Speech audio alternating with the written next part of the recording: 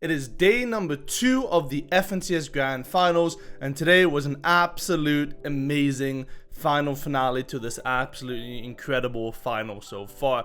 Going into day number 2, we have basically a 5-way battle for first place, and nobody knows who's going to be able to take it. So let's run you through everything that's happened from 7 to 12 and take a look at how the winners of the FNCS did it. So let's go into game number 1. Game number 1 started off again at the battle towards the mid map, Tayson and Chapix versus Podosai and Xcrease.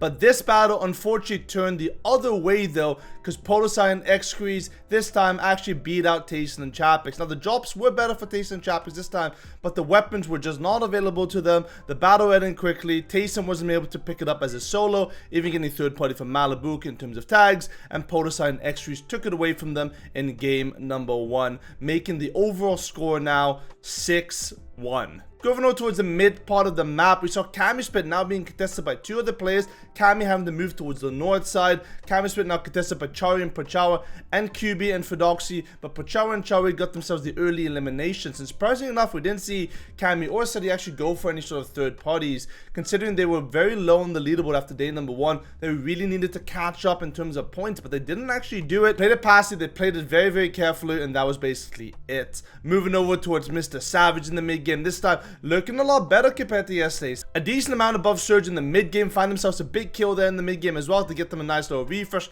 The mats were still looking a little bit problematic, but having themselves above Surge for second zone Surge is a lot better than we saw from yesterday as well, so this was a lot better overall for them. Moving over to a team that didn't look a lot better was Norrayli and Reason, who unfortunately were 34 below Surge inside of the second zone. So in there, they're trying to find themselves some mid game tags. Again, we had a very northern zone, and a lot of those zones we saw today as well in this day number 2, so this is going to be an issue for a lot of these teams, and Reason and Noah again struggling with the rotates, and I feel like even if it wasn't really for zones, they would still be in trouble. They found themselves a fight in the mid game up against Ziandi, who was a contender to win this tournament so far. Ziandi hits a nice little 1v2, stuck between 2 players, finds himself a turnaround kill on Reason, gets taken out by Noah, but unfortunately Joe not able to help Ziandi quick enough, and Joe in the 1v1 up against Norrayli, even with the health advantage, Norrayli outplays him. So we still see the fighting ability there coming out of Noah and Reason, really showing off why they're 2 of the best fighters in the game, but that mid-game prowess and fundamentals were struggling overall, which is very unfortunate considering how good they are as players, and having a very far zone port to the north, we're going to see a lot of the teams struggling. One of the teams, surprisingly enough, that did struggle in this game was Queasy and Veno, who, even though they had zone right next to them and Shifty Shafts, they struggled to find themselves a lot of big refreshers or mats, and they sort of went into the mid game and into the end game pretty scuffed out. They found themselves a nice little mid game kill though, find a big refresh. Then again, with the half and half pulling far away from you, that's going to be your biggest issue. You're not going to be thinking about zone being near you in first or second zone. That's fine, that's going to maybe struggle for you Surge, but you're going to be having best positioning. But if that half and half pulls far away from you, which it did for the majority of good teams in this lobby like Mustache, Malibuka, Queasy, even Mr. Savage, then you're going to have issues because of the no movement meta. And as you can see here, everyone had to run towards a northern half and half zone pool, and Savage was one of the few duos that got caught out. He got taken out very quickly in this first game. Hen also next to follow, and their game number 1 of day number 2 ended with very minimal points overall. Going on to high gun, going into the first movie, it was actually Yusri and Kaiduo, a duo that actually landed all the way to the south side of the map near Chonkers, actually taking high gun. It's funny enough to see that this is sort of a trend with far zone pools. We see a lot of the duos that land opposite side of the zone actually taking high and maybe even being game winners. So Yusri and Kaidu taking high gun very early on. It was all up to Hen as a solo. Now with Savage getting taken out, we saw before, he found themselves a few eliminations, and this was actually, funnily enough, the best game so far in the tournament, I believe, as Hen as a solo just running around and doing what Hen usually does. He was very, very impressive in this final as a solo. Unfortunately, the communication teamwork wasn't that great, but this game was all about Vidil and Janus on the low gun. Janus up to 4 kills in total, taking that low gun very early. It went down to the 2v2 finally, with Yusri and Kaidu on high ground in that 2v2, and somehow, I'm not sure how Yusri and Kaidu did it, but they actually lost it from this high gun position. Even though they had the mat advantage, even though they had the high gun advantage, one of the players dropped down a little bit too early. Janus and Vidil, we know them to be consistent, obviously being first place at the day number 1. They were continuing on that trend and take out Yusri and Kaidu from the high gun with some immaculate aim, and game number 1 goes to Janus and Vidil, winning it and giving themselves a massive lead in the second day of the FNCS Grand Final. For game number 2, we're back at it towards the mid-map. Again, X3s and Portishead versus Tayson and Chapix. This time, X3 gets himself an immaculate drop, takes out Tayson very swiftly. Portishead is able to get the chest, get a little pinch with Chapix. Chapix was able to fight back and find the knock on X3s, but unfortunately, Portishead coming there to help him out and takes him out very quickly. Over towards the south near Greasy Grove, it was Janus actually getting caught up by Destru and Skydon. Was a team that lands near Chonkers, and Janus getting caught up by a team hiding inside of the loot path. Now, this is what happens a lot in these final situations. Teams look at the replay mode, they take a look at what happened, and they sort of intrude upon your loot path. And unfortunately, this was Janus and Vidil in first place who got taken out very early on. Vidil, as a solo now, having to clutch it up, wanted to go for Janus's card. Unfortunately, Skydon and Destru, they were the ones that were waiting and awaiting him on top of the reboot card of Janus. He couldn't find the 2v1 situation. He gets taken out, and that is first place dead in the second game of the FNCS Grand Finals, day number 2. And unfortunately, that's going to give everyone here a chance to catch up very quickly, because it was only a 25-point difference from first to second. Going towards the mid game, it was Queasy and Veno this time with a far zone pool, who are actually exceptional in this game. Queasy found himself 2 very swift kills in the mid game, giving them a nice little refresh. They were actually one of the quickest teams to rotate out from that south side, so they really know what they're doing and the way that they're playing these mid game rotates. They're continuing on that trend, even finding more mid game eliminations as the zone pulled further south towards Greasy Grove side. We can see Veno finding himself another kill, getting the refresh, picking it back up. And with those extra materials, Queasy and Veno were able to build into Greasy Grove and find themselves to sustain themselves with almost max mats going into 4th zone. They even find Mr. Savage and Hen, who got caught lacking. Hen stuck underneath the ramp. Queasy and Veno take him out very quickly, and Savage is left as a solo this time. So Savage and Hen were looking better today, but again, we're going up towards solo clutches, and you don't really want to rely on that in terms of improving yourself in these games. In the meantime, in the mid game, we see Thomas HG and Trippin getting jumped in on, instantly jump scared by Adian and Hardfine, and that was sort of the name of the tournament for Thomas HG and Trippin, who were struggling in this tournament overall while being contested, dying in the mid game, a lot of issues overall. But it was Queasy and Veno, consistent as always, on the high ground going into first moving zone. So again, we saw the trend. Last game it was Yusri and Kaiduro, this time it was Queasy and Veno who took the high ground, even though they had an opposite zone pool. So we're actually seeing it being beneficial to teams to actually have a very far zone pool, because they're able to sort of play the dead side, they're able to ramp over other teams and find themselves that opportunity. Going on to the mid-ground, Ziani and Joe were one of the other duos still alive that were within the top 5. Unfortunately, though, Joe gets caught out with a big bump. Even though they have a lot of mats here, he gets caught out and left Ziandi as a solo to clutch up. He went down very quickly afterwards as well, for them to go down very early on to this game. So even though a lot of these teams were needing to catch up towards Janus and Vidil, a lot of them didn't really find the opportunity. But one of the teams that did find the opportunity was Malibu and Mursash, who had themselves a very good game overall as well, surviving towards that later part of the game, finding big impact frags in the mid game here on Cammy and Seti as well. And Malibu and Mursash, consistent as always in that mid game, finding themselves a lot of eliminations. But the game was all about Queasy and Veno on the high ground, who kept it from first moving onwards. The zone pulled back a few times to Greasy Grove, but it was them on height for the majority of this moving zone. We even saw Reason trying to take a little peek, and this is actually Reason and Noah's best game so far in the tournament. And obviously this was basically because they had themselves a nice little south side Greasy zone finally, so somewhere nearby where they didn't have to rotate too far, where they didn't have to struggle too much with Storm Surge. And we really saw the potential of this duo in this game, but unfortunately you're gonna have to learn how to rotate far zones if you want to be competing with the best here, and they couldn't do that in this tournament. But this game showed us a glimpse of what they were capable of doing. The final 1v1 went down to Veno and Queasy up against the solo of Skydun and Destrin together,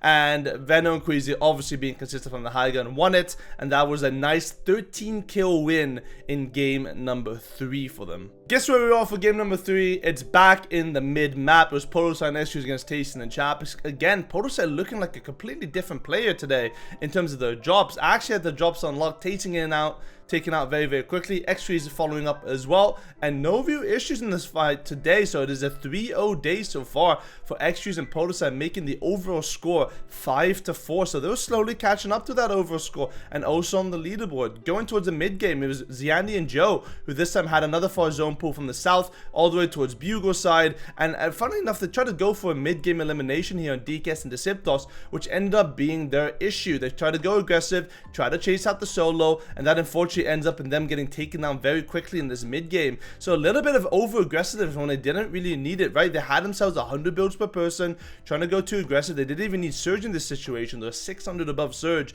and they were trying to get too many kills and trying to do too much. Maybe that was the result of the poor games number 1 and number 2. Maybe they're trying to catch up and being a little bit more aggressive, trying to do what Malibuca and Murstache do all the time, but this time it doesn't really work out for them, and Ziani gets taken out very quickly, and then with Joe getting taken out very quickly afterwards as well. Their game number 3 ended in pain. Going over to the first moving zone pulled straight up towards Bugle side, and it was Krusty and Paco on the high ground going into first moving, a team that we haven't really seen too much of, I feel like, in this grand final so far, but having themselves a favorable zone here, they took the opportunity and they went on top on high ground. Moving over towards Queasy and Veno gets taken out quickly on the rotate. We see a Queasy dropping his grappler because it apparently was bugging out and he couldn't use it on this rotate, and that's going to cause him to get taken out very quickly as well. Veno last alive in this duo, and it was just pure death for all of the top team duos. Veno taken out, Queasy taken out, Joe and Ziani taken out as well. Vidio gets taken out at the same time, left Janice as a solo. Malibuca and Murstache were still alive going into this second part of moving zone, but unfortunately Malibuca gets caught up with a spray, and Murstache followed up as well, also getting taken out. Even though they had some decent mats here, both are making a massive mistake, getting taken down very quickly in this end game. And it was all about Janice now, who needed to catch up because of that previous game death early on to the game, and he was able to clutch out just a decent amount of points here for his duo in order to put them back in the running to win this FNCS Grand Final. But this game was all about the Frenchmen's on the mid ground. It was T-Chips and Artskill up against the low ground players, finding themselves 6 kills already, going into 8th moving zone and continuing on that trend as well. All the way down to the final 2v1v1. Krusty as a solo takes out T-Chips, and it was a 1v2 situation, but he gets taken out by zone. And it was Cheatin and Gripey that actually won themselves a game in FNCS Grand Finals with 3 kills in total. Game number 4, back at it towards the mid-mat, and it was Taste and Chapix up against X-Fuse and Podosai. And it was looking like maybe there was going to come a comeback for Taste and Chapix in this game, but X-Fuse find himself an early gun. Chapix gets outscored at the chest, and that was basically the name of day number 2 here for Chapix and Tayson, as they get themselves 4-0'd in this tournament and day number 2. So we're seeing maybe a mirror of day number 1 here of X-Fuse and Podosai. Moving over towards the mid game, it was Seti and Kami, who found themselves the first kill since game number 1 of the FNCS Grand Finals.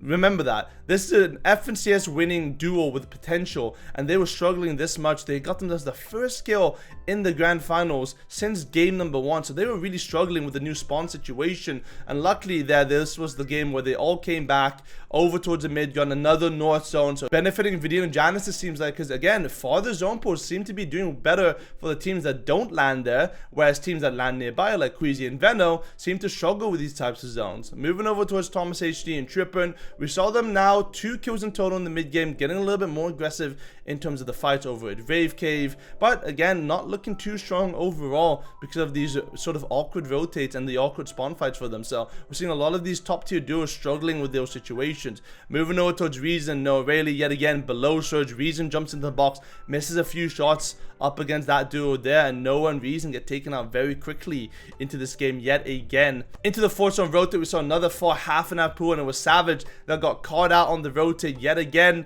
leaving Hen as a solo to rotate through, but with a very distinct lack of materials here. 3 builds, 2 builds, Hen also gets taken out, and again, these guys are struggling in the day number 2, which looked a lot better in the first game, but getting taken out on another half-and-half rotate, which pulled far for them, just not their day overall, and pretty unlucky. There's Malibuca and Murstache, who are looking pretty good, having themselves almost max materials going into first moving zone, but they were going to get pressured by a bunch of teams here, and Murstache gets caught out. Malibuca running into that first moving zone, running out of mats, not able to find the opportunities, and unfortunately he's going to be taken down very quickly all the way into 17th place. So Malibuca and Murstache needed themselves a big game here to catch up and even close the gap towards the top, but here we go again, another solo getting taken out. Veno Queasy now having to play alive as a solo as well. So all of these teams struggling to keep it together as a full duo. Janus and Vidil, one of the only duos that was alive as a full duo, but 330 below Surge. Vidil gets taken out. So again, another team not able to keep it together in this game number 4, and Janus left alive as a solo to heal it out and clutch it up. Has those splashes in the backside of zone, able to get ahead and sort of get himself secured, but this is a dangerous game for a lot of these duos, and we could see massive changes on the leaderboard.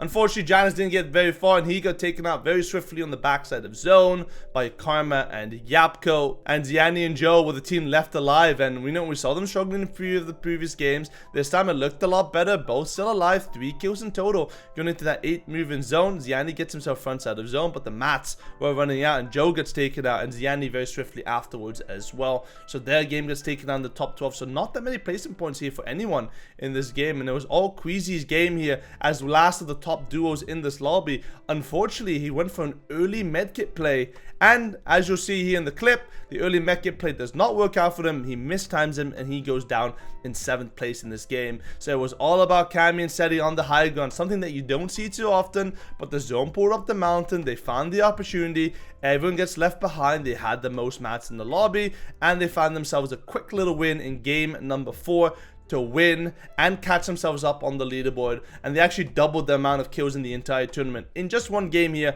from high ground. So looking a lot better and like the former selves in the FNCS Grand Finals. Game number 5, will the tides finally turn over towards the mid map? Let's take a look. Taste and Chapix this time, again looking a little bit further behind Extra and Polosite in terms of the drop. Chapix gets towards one side, gets the pistol. Unfortunately though, for Xcrease, he gets himself a DMR on the roof, so Chapix able to clutch it out, find himself that quick little kill there, goes over towards the barrels in a 2v1 situation, find himself extra shield as well, and can he find the solo clutch? The third party for Malibuk and Mercer is doing a lot of damage, and Chapix able to benefit from that and finally win themselves a spawn fight yet again, making the overall score for the day 4-1 and making it 6-5 overall in the entire scores in the days. And that even allowed them to find themselves a mid-game aggression because they needed to catch up. They moved all the way down the leaderboard, somewhere around 25th place I believe, and they needed to catch up, so they found themselves Arthur and Mixer with the W key. Hen and Savage this time struggling in the point, decided, you know what, we're going to start W key in teams. They found themselves an early kill, they find Forzador, but with the far zone pool, it's going to be horrible whatever happens. Even if they find the kills, any far zone pools here going to put them into trouble. Chapix and Tasted continue on that aggression, find themselves a quick little pump there on Tripper, and not able to find Thomas HD though, as he was able to run away very, very swiftly.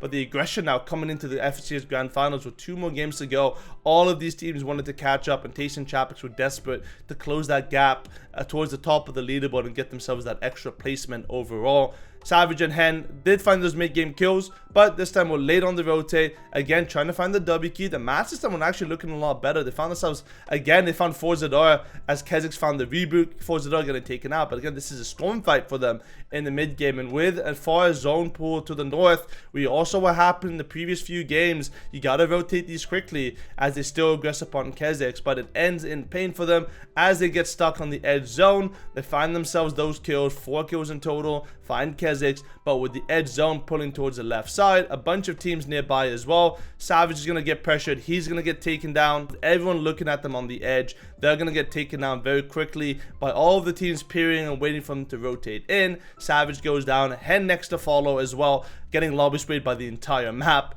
and that is game number 5 for them done, unfortunately, with a decent amount of kills, but not good enough for them to actually justify those kills in the mid game here. Going into the moving zones, it was actually Janus that got taken out very early on into these first moving zones. So we're continuing to see a trend here. Vidil able to play it out as a solo, find himself a nice little elim here on Yapko. Karma not able to help him out, and Vidil popping off and find himself those crucial extra points that you require as a solo when your teammate goes down early on, because any point here matters. It could be the difference between winning the FNCS Grand Finals and losing it, and he was able to secure himself right before the first moving zone. So a potential good game from him. This time it was Jerky and iDrop on the high ground. Finally we see something on them in this FNCS Grand Final, that high ground 50-50 playstyle coming through when the zone finally pulls near them. Keeping it so far, looking good to go through this game and possibly win themselves a game in the Grand Finals to hopefully close that gap towards the top teams, because they were struggling overall. Going on to mid-game, it was Yandy and Joe who got caught in the backside of zone. Yandy getting taken down, and it was basically the name of this tournament in day number 2 for them. They were just struggling overall. Couldn't really put it together from what was yesterday's games. And with that, Joe gets taken out very swiftly after Yandy does as well. Runs out of mats, still creeping around the backside of zone, but couldn't really find anything too much. Did get themselves a decent amount of placement points, but this is not the games you need if you want to win the FNCS Grand Finals. And funny enough, they were one of the few teams that actually struggled with far zone pools, you know. Of the top team, Janus and Video, they were doing very well in those situations, but Joe and Yandy weren't able to capitalize on it. Queasy and Venom in the meantime, again, Venom gets taken out early on. Queasy also trying to find a kill in the mid game, but also gets taken out. So when zone pools near them, they seem to struggle overall. And it was Vidil's game here who was clutching it out since that first move in zone, able to get himself a nice little top 9 performance here. Good enough, I think, considering all the other teams were struggling in this game, and it was basically a game of the bottom 10 and the bottom 20 of the leaderboard. They were fighting it out in order to catch up. But it was iDrop and Jerky on the high ground, looking secure, looking like they knew what they were doing for the first time in a few games here, and they were high ground. They find themselves the easy 2v2 in the end, drop down, find the pump, and iDrop and Jerky win game number 5, putting them all the way up on the leaderboard, but not even close to winning the grand finals because everyone else was a little bit too consistent. But that is a nice little morale boost for them because they needed it. They were in pain. Jerky was struggling on Twitter, talking about the zones and everything, so they really needed that confidence booster going into the last game of the FNCS Grand Finals. Even 6-6 performance for them after an immaculate start for Tayson and Chapex. This time they did have the better landing, and it wasn't even close. Extra and Poroside dropped the ball, and the final score is 7-5 towards Tayson and Chapex, who had themselves an impressive day number 1. Day number 2 a little bit faltering, but they showed off why they're some of the best players in Europe and dominated Extrues and Poroside. Dropped the ball a little bit, but that's okay. They did win over in the end. Moving over towards the mid game was Vico and Jackson, who actually got W keyed out of Tilted by Savage and Hen, and this sort of griefed both teams at this point as they fully chased them out of Tilted Tower. So even though they weren't really fighting between any of the games, last game it was just all about offering the spot and showing off why they shouldn't be contested, and Vico able to find the kill there on Hen, and unfortunately not really going the way that Hen and Savage wanted. Vico driven back towards Tilted for the reboot, gets caught up by Savage, and Savage and Hen do win that in the end. But how much have they actually won here as Savage tries to get the reboot on top of Hen? Hen's gonna get taken out into the air, so he's going to try to go to reboot again in the mid game. This time a storm fight happening, and Hen and Savage get pushed in the storm and unfortunately get taken out very, very early on into the game. This time by Kezix and Forster, who got their revenge from last game, and sort of the name of the tournament so far. Just a little bit too much weird things happening, too much mid-game aggression, struggling for certain situations, and they get taken out very quickly in the last game of the tournament. Zian and Joe, though, on another far zone north pool, this time struggling for Surge. First time we've seen that happening for him. Ziani jumps in the box against 2, gets taken out very quickly, leaves Joe to clutch up as a solo against very 2 low HP players of Yusri and Kaidu, and Joe wasn't able to do it. And they were third going into this final game, and they weren't able to find that connection, and Joe and Ziani have just lost out on the chance of winning this FNCS Grand Finals. So now it was between multiple teams, Queasy and Veno, who unfortunately Veno gets taken out very quickly into this first movement zone. They were on the high ground actually going into it. Everything looked like they was lining up for a last game victory, but the far zone pool opposite of them going into the first moving zone takes out Queasy, so it's down to 2 teams left, Malibuca and Mustache versus Vidil, and Malibuca gets dropped down into a box, and here we go, Malibuca and Mustache. Mustache is a solo up against Vidil and Janus as a full duo. The points difference going into this game is now 15 points in total. So here we see the side by side. Mustache trying to survive a 15-point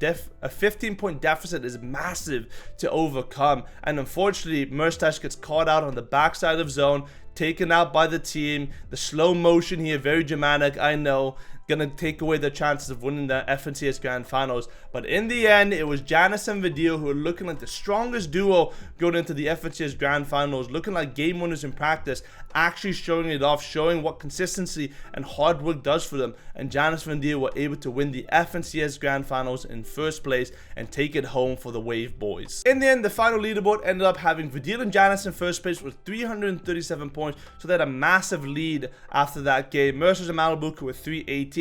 Below that was Queasy Veno and 288. Joe and Ziandi, even though they went down very early on into this game, still was only 12 points behind Queasy and Veno, so there's a lot of opportunity there. It really went down to the last game to who wins this FNCS Grand Finals. Pink in 5th place with 268 points. Trippin and Thomas HG with 249. So even though they had their struggles, they were still relevant and up there on the leaderboard. Mixon and Arthur, one of the most consistent Polish duos, actually being uncontested. Pablo Ingo and Swag, also very quiet duo, but sort of sustaining and being up there on the leaderboard. Seti and Cammy with a massive day 2 comeback. Really impressed me, showing off why they're one of the best duos in the game and really adapting to the spawn situation. And in 10th place was Bevies and Vortexes, the first time grand finalists into this grand finals, and even that performance put them towards the FNCS Invitational as well. So imagine that, your first grand finals, you make it into the Invitational, you get yourself a top 10 performance. What else can you ask for? Very impressive stuff from that duo as well. Thank you guys so much for watching. If you enjoyed this video, make sure you give it a thumbs up and subscribe. I do viewing parties of these tournaments every single day, daily. We even play some arena, we do whatever on my stream, twitch.tv/CoachWhoop. So if you enjoy these type of videos, you might enjoy me live, ask me a bunch of questions. I'll see you guys there. Thank you guys so much for watching. See you guys later. Goodbye.